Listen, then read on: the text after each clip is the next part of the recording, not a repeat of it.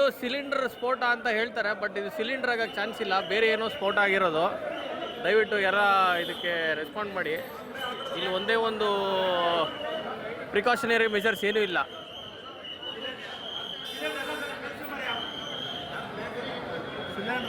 ಅಣ್ಣ ಇದು ಸಿಲಿಂಡರ್ ಅನ್ಸುತ್ತೆ ಅಣ್ಣ ನಿಮಗೆ?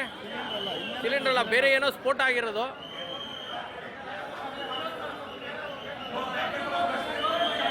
ಈ ಇನ್ಸಿಡೆಂಟ್ನ ತುಂಬ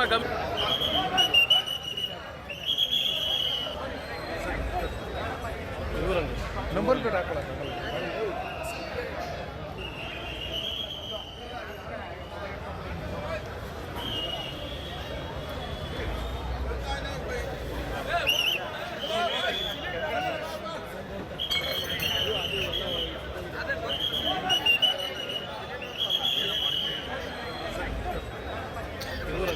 ನಂಬರ್ ಪ್ಲೇಟ್ ಹಾಕೊಳ್ಳ.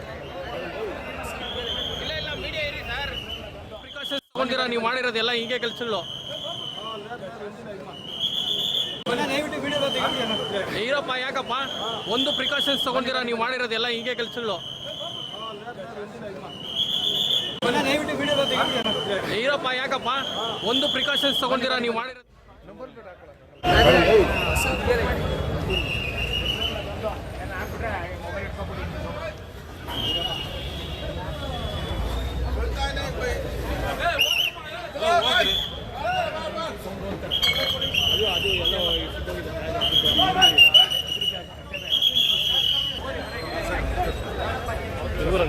ನಂಬರ್ ಪ್ಲೇಟ್ ಹಾಕೊಳ್ಳ.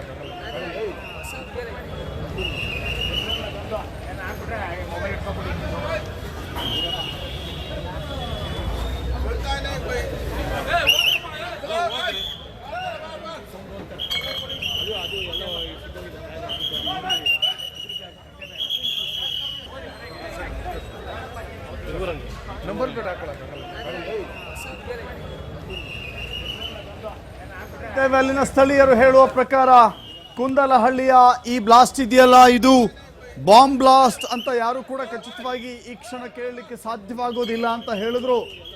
ಇದು ಸಾಮಾನ್ಯವಾಗಿ ನಡೆಯುವಂತ ಅಪಘಾತದ ರೀತಿಯಲ್ಲಿ ನಡೆಯುವಂತ ಗ್ಯಾಸ್ ಸಿಲಿಂಡರ್ ಸ್ಫೋಟ ಅಲ್ಲ ಅಂತ ಹೇಳ್ತಾ ಇದ್ದಾರೆ. ಅಲ್ಲಿನ ಸ್ಥಳೀಯರು ಮಾಹಿತಿಯನ್ನ ಹಂಚಿಕೊಳ್ತಾ ಇದ್ದಾರೆ.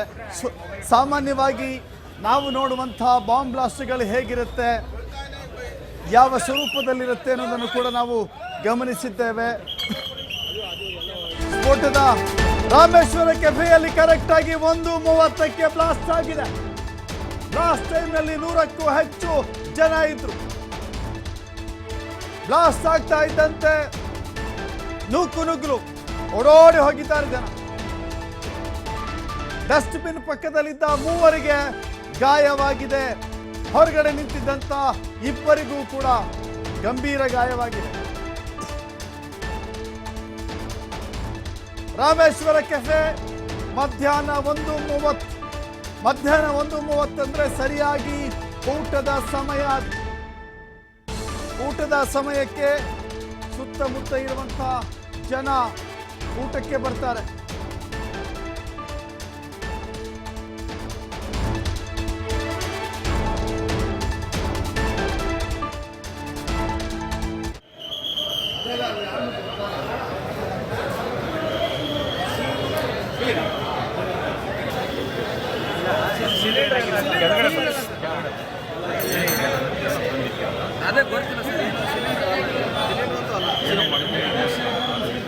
ಎಸ್, ಇದು ಗಮನಿಸ್ತಾ ಇದ್ದೀವಿ. ಕುಂದಲಹಳ್ಳಿಯ ರಾಮೇಶ್ವರ ಕೆಫೆಯಲ್ಲಿ ಸಮಯ 1:30. ಸುತ್ತಮುತ್ತಲ ಬಹುತೇಕ ಕಚೇರಿಯ ಸಿಬ್ಬಂದಿಗಳು ಊಟಕ್ಕೆ ಬರುವಂತ ಸಮಯ. ಬೇರೆ ಏನೋ ಸ್ಫೋಟ ಆಗಿರೋದು. ದಯವಿಟ್ಟು ಯಾರ ಈ ಸಮಯದಲ್ಲಿ ಬ್ಲಾಸ್ಟ್ ಆಗಿದೆ. ಪ್ರಿಕಾಷನರಿ ಮೆಜರ್ಸ್ ಆಕಸ್ಮಿಕವಾಗಿ ನಡೆದಿರುವಂತಹ ಘಟನೆ ಆಗಿದ್ರೆ ಬೇರೆ ಯಾವುದೋ ಸಮಯದಲ್ಲಿ ನಡೆಯಬಹುದಾಗಿತ್ತು. ಆದ್ರೆ 1:30ಕ್ಕೇನೆ ಆಕಸ್ಮಿಕವಾಗಿ ನಡಿಬಾರ್ದು ಅಂತ ಏನಿಲ್ಲ. ಆದ್ರೆ ಸಿನಾರಿಯೋ ನೋಡ್ತಾ ಇದ್ರೆ, ಘಟನೆಯ ಸ್ವರೂಪ ನೋಡ್ತಾ ಇದ್ರೆ ಹಾಗನ್ಸುತ್ತೆ. ಎಲ್ಲೋ ಒಂದು ಕಡೆ ಇದು ಉದ್ದೇಶಪೂರ್ವಕವಾಗಿ ಪ್ರೀ ಪ್ಲಾನ್ಡ್ ಆಗಿ ನಡೆದಿರುವಂಥ ಘಟನೆ ಯಾಕಾಗಿರಬಾರ್ದು ಎನ್ನುವ ಶಂಕೆ, ಒಂದು ಅನುಮಾನ ಅಲ್ಲಿನ ಸ್ಥಳೀಯರು, ಪ್ರತ್ಯಕ್ಷದರ್ಶಿಗಳು, ಸಿಬ್ಬಂದಿ, ಊಟಕ್ಕೆ ಸೇರಿದ್ದಂಥ ಗ್ರಾಹಕರು, ಹೀಗೆ ಪ್ರತಿಯೊಬ್ಬರ ಮಾತುಗಳನ್ನು ಗಮನಿಸ್ತಾ ಇದ್ರೆ ಇದೊಂದು ಪ್ರೀ ಪ್ಲಾನ್ಡ್ ಕೃತ್ಯ ಅಂತ ಹೇಳಿ ಮೇಲ್ನೋಟಕ್ಕೆ ಗೋಚರವಾಗ್ತಾ ಇದೆ.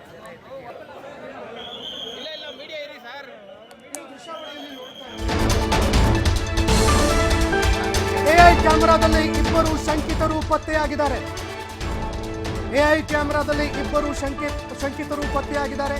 ಕ್ಯಾಮೆರಾದಲ್ಲಿ ಬ್ಯಾಗ್ ಜೊತೆಗೆ ಇಬ್ಬರು ಪತ್ತೆಯಾಗಿದ್ದಾರೆ. ಕಮಾಂಡ್ ಸೆಂಟರ್ನ ಎಐ ಕ್ಯಾಮೆರಾದಲ್ಲಿ ಇಬ್ಬರು ಶಂಕಿತರನ್ನ ಪತ್ತೆ ಹಚ್ಚಲಾಗಿದೆ.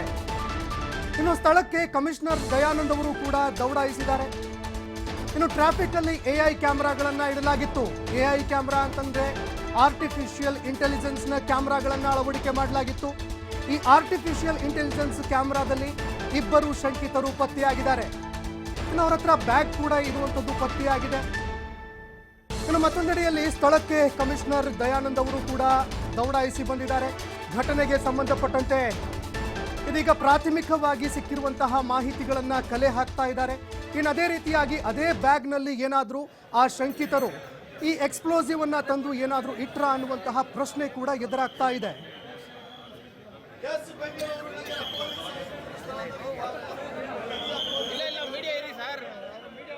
ತೀವ್ರವಾಗಿ ಪರಿಶೀಲನೆ ಮಾಡ್ತಾ ಇದ್ದಾರೆ. ಆರ್ಟಿಫಿಷಿಯಲ್ ಇಂಟೆಲಿಜೆನ್ಸ್ ಕ್ಯಾಮೆರಾಗಳಲ್ಲಿ ರೆಕಾರ್ಡ್ ಆಗಿರುವಂತಹ ಫೂಟೇಜ್ ಏನು, ಅಂತ ಹೇಳ್ತಾರೆ. ಬಟ್ ಇದು ಅನುಮಾನಾಸ್ಪದವಾಗಿ ಯಾವೆಲ್ಲ ವ್ಯಕ್ತಿಗಳು ಅಲ್ಲಿ ಹೋಗಿದ್ದಾರೆ,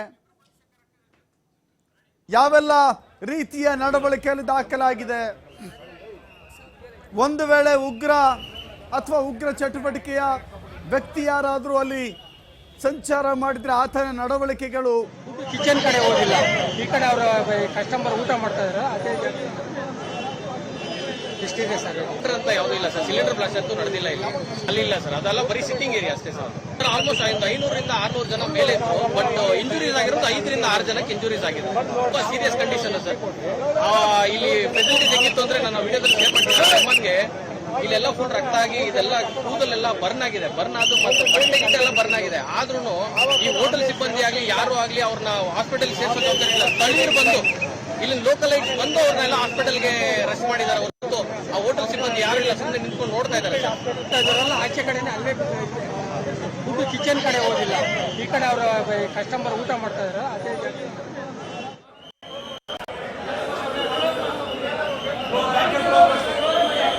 ಇನ್ಸಿಡೆಂಟ್ ನ ತುಂಬಾ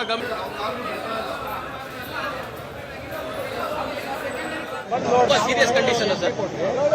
ಇಲ್ಲಿ ಫೆಸಿಲಿಟಿ ಹೆಂಗಿತ್ತು ಅಂದ್ರೆ ನಾನು ವಿಡಿಯೋದಲ್ಲಿ ಶೇರ್ ಮಾಡಿದ್ದೆ ನಮಗೆ.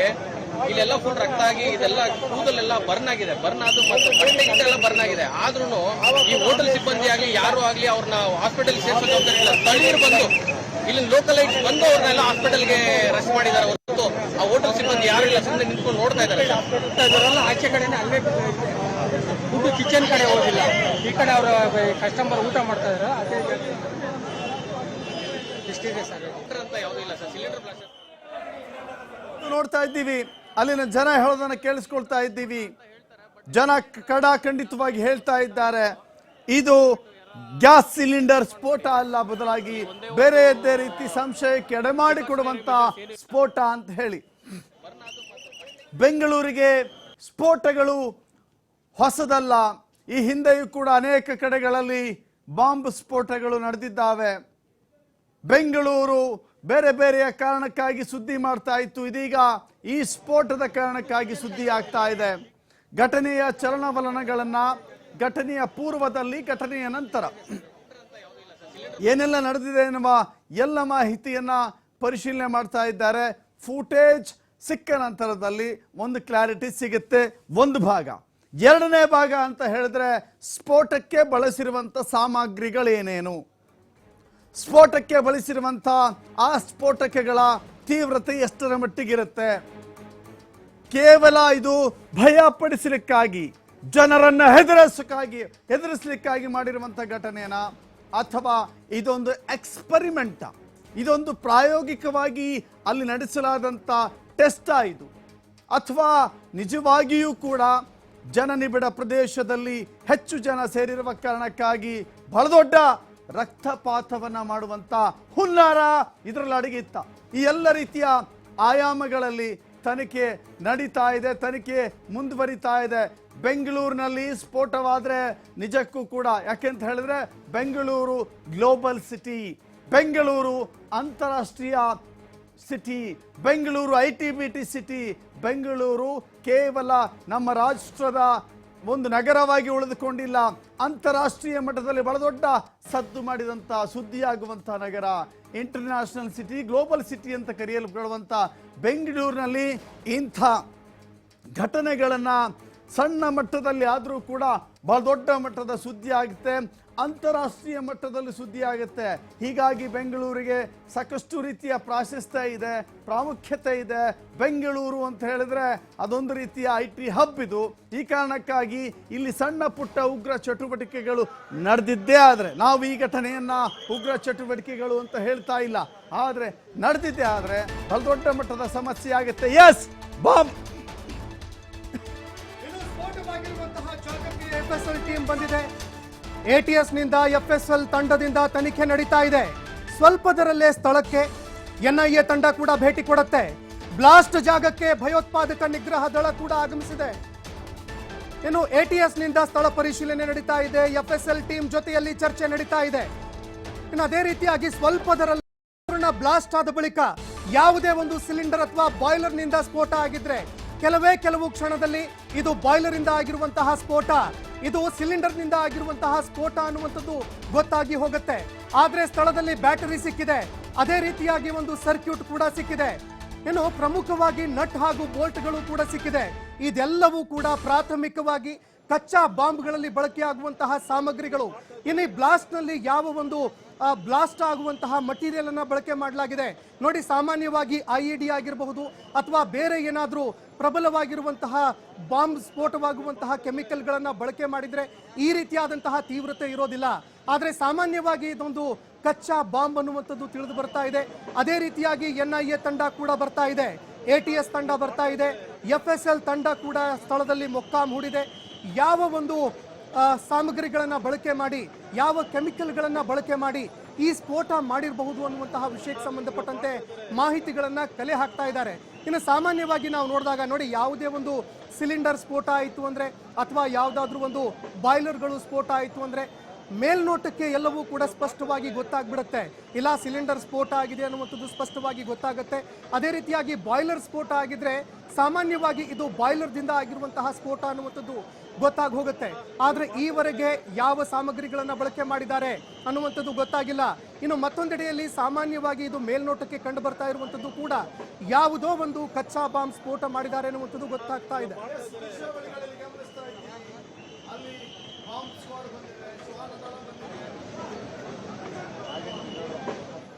ಇನ್ನು ಸ್ಥಳಕ್ಕೆ ಡಾಗ್ ಸ್ಕ್ವಾಡ್ ಕೂಡ ಬಂದಿದೆ. ದೃಶ್ಯಾವಳಿಯಲ್ಲಿ ನೋಡ್ತಾ ಇದ್ದೀರಿ, ಡಾಗ್ ಸ್ಕ್ವಾಡ್ಗಳನ್ನು ಬಳಕೆ ಮಾಡಿಕೊಳ್ಳಲಾಗ್ತಾ ಇದೆ. ಡಾಗ್ ಸ್ಕ್ವಾಡ್ಗಳಿಂದ ಸ್ಥಳದಲ್ಲಿ ಏನೆಲ್ಲ ಒಂದು ಸಂಶಯಾತ್ಮಕವಾಗಿರುವಂತಹ ಮಟೀರಿಯಲ್ಗಳು ಲಭ್ಯವಾಗುತ್ತೆ ಅದೆಲ್ಲವನ್ನ ಪತ್ತೆ ಹಚ್ಚುವಂತಹ ಕೆಲಸವನ್ನ ಮಾಡಲಾಗ್ತಾ ಇದೆ. ಅದೇ ರೀತಿಯಾಗಿ ಮೆಟಲ್ ಡಿಟೆಕ್ಟರ್ಗಳನ್ನು ಕೂಡ ಬಳಕೆ ಮಾಡಲಾಗ್ತಾ ಇದೆ. ಎಕ್ಸ್ಪ್ಲೋಸಿವ್ ಡಿಟೆಕ್ಟರ್ಗಳನ್ನು ಕೂಡ ಬಳಕೆ ಮಾಡಿಕೊಂಡು ATS ತಂಡ ಆಗಿರಬಹುದು, ಅದೇ ರೀತಿಯಾಗಿ ಎಕ್ಸ್ಪ್ಲೋಷನ್ಗಳನ್ನು ಫೈಂಡ್ ಔಟ್ ಮಾಡುವಂತಹ FSL ತಂಡಗಳನ್ನು ಸ್ಥಳಕ್ಕೆ ಕರೆಸಲಾಗಿದೆ. ಅದೇ ರೀತಿಯಾಗಿ ಸ್ಯಾಂಪಲ್ಗಳನ್ನು ಕೂಡ ಕಲೆ ಹಾಕಲಾಗ್ತಾ ಇದೆ. ಯಾವುದರಿಂದ ಆಗಿರುವಂತಹ ಸ್ಫೋಟ ಇದು, ಇದಕ್ಕೆ ಸಂಬಂಧಪಟ್ಟಂತೆ ಒಂದೆಡೆ ಅದಕ್ಕೆ ಸಂಬಂಧಪಟ್ಟಿರುವಂತಹ ಸ್ಯಾಂಪಲ್ಗಳನ್ನು ಕಲೆ ಹಾಕ್ತಾ ಇದ್ರೆ, ಮತ್ತೊಂದೆಡೆಯಲ್ಲಿ ಡಾಗ್ ಸ್ಕ್ವಾಡ್ಗಳನ್ನು ಬಳಕೆ ಮಾಡಿಕೊಂಡು ಮತ್ತೆ ಬೇರೆ ಎಲ್ಲಾದರೂ ಈ ರೀತಿಯಾಗಿ ಈ ಮಟೀರಿಯಲ್ಗಳನ್ನು ಇಟ್ಟಿದ್ದಾರಾ. ಸಾಮಾನ್ಯವಾಗಿ ನಾವು ಇದನ್ನ ಬಾಂಬ್ ಅಂತ ಕೂಡ ಹೇಳ್ತಾ ಇಲ್ಲ. ತನಿಖೆ ನಡೀತಾ ಇದೆ.